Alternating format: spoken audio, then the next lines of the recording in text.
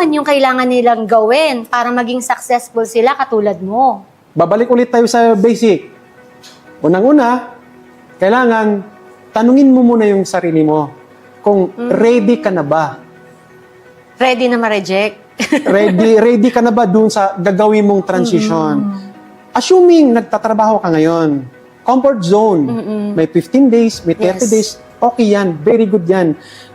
Ang sinasabi nating ready ka na ba is yung magsumubok ka ng ibang bagay. Malay mo, yung pagsubok mo na ito ay magiging daan na doon sa katuparan ng pangarap mo. Kasi, unang-una, tanungin mo pag tinanong mo yung sarili mo, na ibibigay mo naman yung pangangailangan. But enough ba? Enough ba? Tanungin mo kung may mga anak ka na, tanungin mo kung enough ba yung naibibigay mo sa kanila. Pag enough, wala namang problema. That's comfort zone. Asawa mo, halimbawa.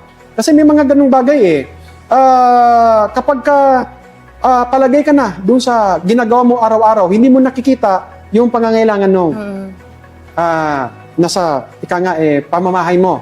Kasi akala mo okay na. Kung tapos mo nang ma-sort out yung sarili mo, so kailangan mo talaga, halimbawa, kailangan mo talagang mag-isip ng ibang paraan para pa kumita. Then, mag-decide ka na. Para magtagumpay ito, babalik tayo ulit dun sa basic. Company. Kailangan mo nang Ayun muna. alisin mo muna yung rejection na dati. Nire-reject mo sa networking dati. Hindi mo naiintindihan.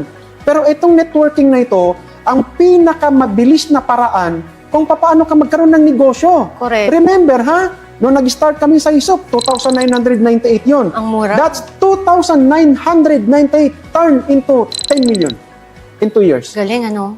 That's 2,000. Ano lang ang makukuha ngayon nun?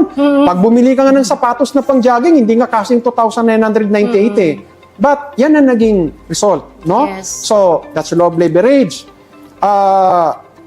Lakasan mo lang yung loob mo at kailangan ma-equip mo yung utak mo ng knowledge. Kasi kung wala kang knowledge, yung unang taong kakausapin mo para mag-join sa'yo, nireject ka, bagsak ka. Yes.